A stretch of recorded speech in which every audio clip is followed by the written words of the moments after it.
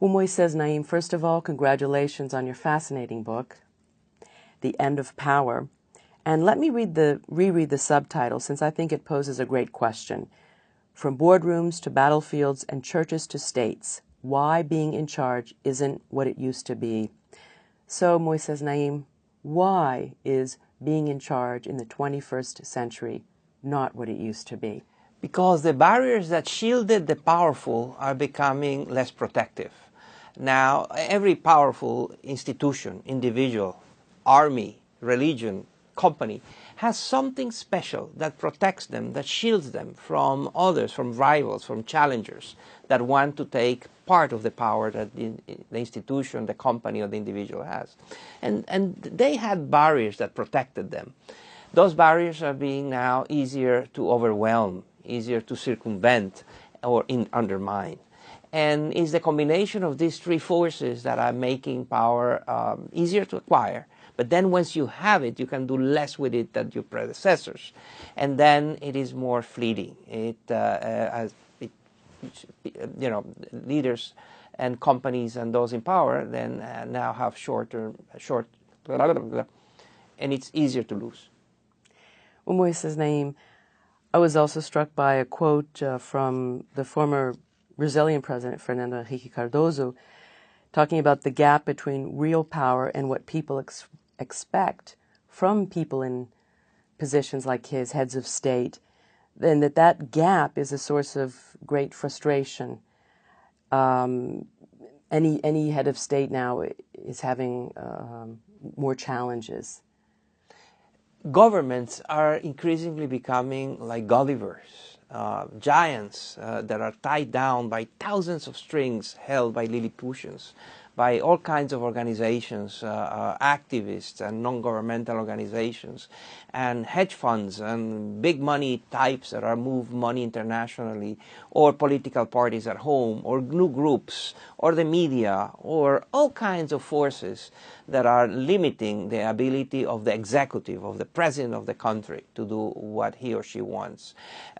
We have a process around the world of devolution, where power is shifting from the capital to state and local governments.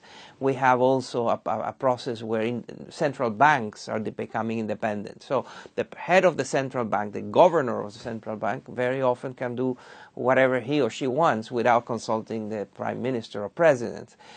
We have, as I said, the media. We had all kinds of organizations, and we have a lot of fragmented governments. By that I mean governments that are divided in the sense that those who hold the executive don't hold the parliament, and that has becoming the norm. Let me turn to Pam Dawkins for a question.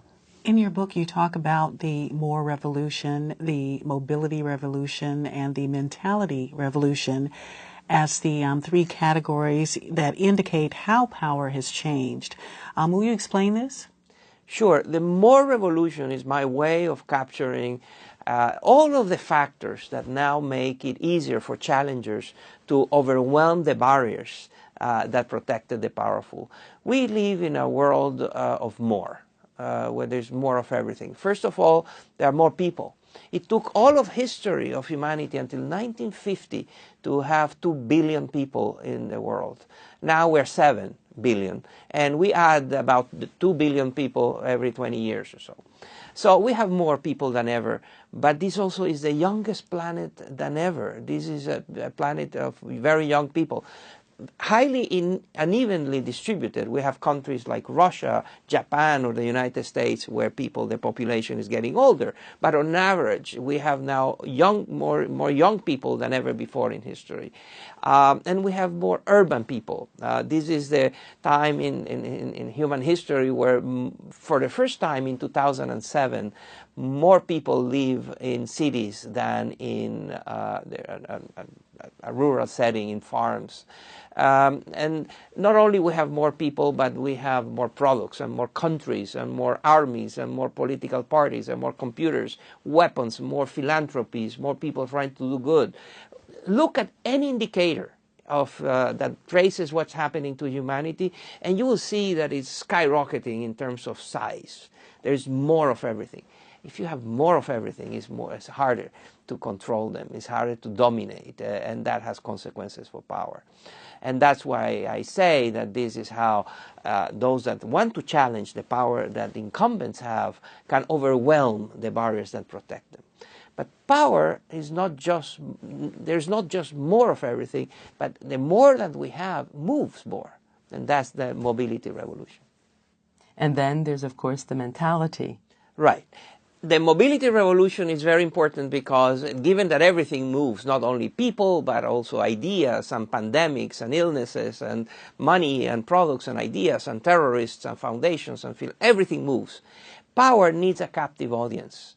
Power needs to have control over a territory, it has to have control. If that moves all the time, it's harder to exercise power. And that's the importance of the mobility revolution. And then, as you say, there is the mentality revolution. We have a very profound change in values, in aspirations, in expectations around the world. There's a fascinating example of this in India. The divorce rates among elderly couples are soaring. And that is mostly driven by the women. The women are deciding to walk away from marriages that they don't want to be in anymore. Many of those are arranged marriages because, of course, if you've been married 30, 40 years, 50 years in India, it's very likely that that marriage was arranged. Well, that's a very profound change. In tradition, in expectations, in values.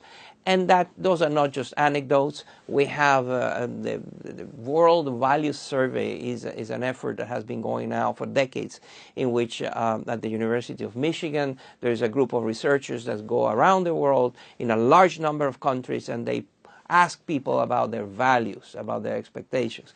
And just watching at what has happened with that is quite amazing in terms of the mentality revolution that then undermines the very basis of power. The notion that you do that because I say so, and you do that because that's the way it has always been done.